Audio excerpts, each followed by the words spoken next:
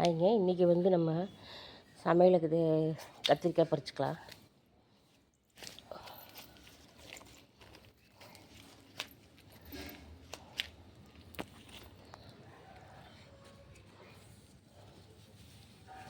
இப்போ தெரியுங்களா?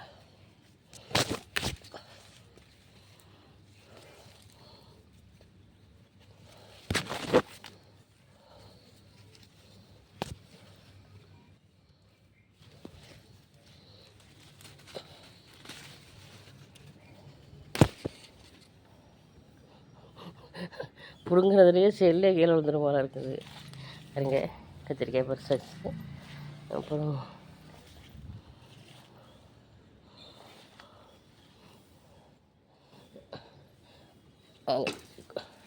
வடை சட்டி போட்டுக்கலாம்.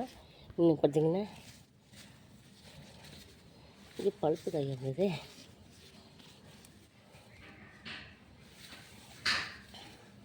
இந்த பழுத்து மாதிரி இருக்கிற காயெல்லாம் பிடுங்கிடலாங்க. பாருங்க, பழுத்து காயெல்லாம் இருக்குது. ஏன்னா நம்ம வந்து மருந்து அடிக்கலை, சரிங்களா? அதனால் சொத்தை உழுக தான் செய்யும். மருந்து அடித்தா சொத்தை வராது.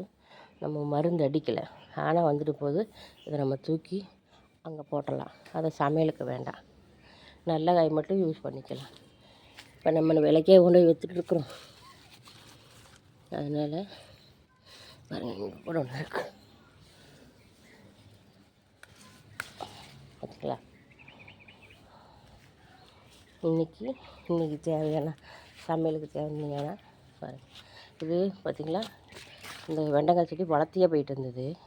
பார்த்திங்கன்னா மணியை வெட்டிட்டார். இப்போ பாருங்கள், குட்டி குட்டி பிஞ்சாக பிடிக்குது.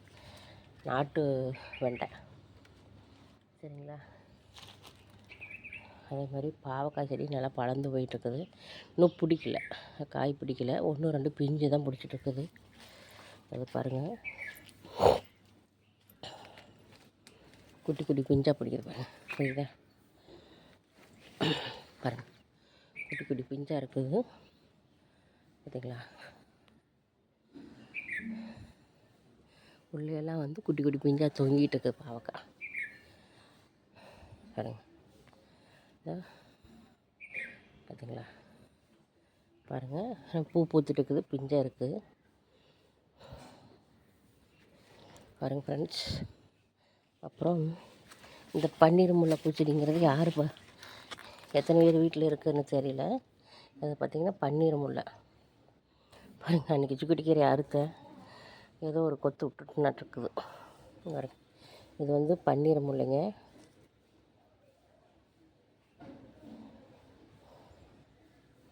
பன்னீர் முல்லை செடி பாருங்கள், திமுன்னு வந்துடுச்சு. நல்லா பெருசாக வந்துடுச்சு பாருங்கள், சரிங்களா? இங்கே பாருங்கள். அப்புறம் 2 மரம் தான் வாழை மரம், சரிங்களா? நான் எதுக்குன்னு கேட்டிங்கன்னா, நம்ம வீடியோ போடுறதுக்கு இலையறதுக்கோசரம் மணியாட்டு பிடிவாதம் பிடிச்சி வாங்கிட்டு வந்திருக்கிறேன். அப்புறம் இப்போ பூ கொஞ்சமாக போனதுனால பூ எடுக்கலை. பாருங்கள், இதுக்கெல்லாம் கொஞ்சம் க்ளீன் பண்ணி விடணும்.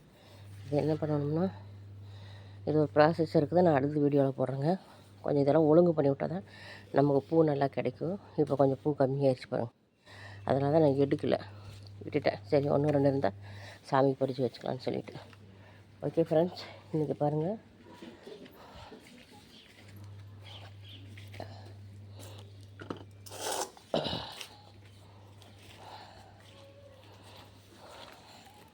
இன்றைக்கி பாருங்கள், நம்ம வீட்டுக்கு கத்திரிக்காய் செடியில் எவ்வளோ காய் கிடச்சிருக்குன்னு பாருங்கள் ஃப்ரெண்ட்ஸ். பாருங்கள், இன்றைக்கி சமையலுக்கு தேவையான காய்கறிகளை பறிச்சிட்டோம். ஓகே ஃப்ரெண்ட்ஸ், பாருங்கள், பிடிச்சிருந்தால் லைக் பண்ணி சப்போர்ட் பண்ணி சப்ஸ்கிரைப் பண்ணுங்கள் ஃப்ரெண்ட்ஸ். இவ்வளோ காய் இப்போ கிட்டத்தட்ட 1 கிலோ காய்க்கு மேலே இருக்குது. இப்போ தான் தூங்கி எழுந்திரிச்சு வந்ததே பறித்து வீடியோ எடுக்கலான்னு எடுத்துட்டேன். ஓகே ஃப்ரெண்ட்ஸ், பாருங்கள், அதேமாதிரி 2 செடி தாங்க கத்திரிக்காய் செடி இருக்குது, சரிங்களா? ஒரு 2 செடி தான் இருக்குது.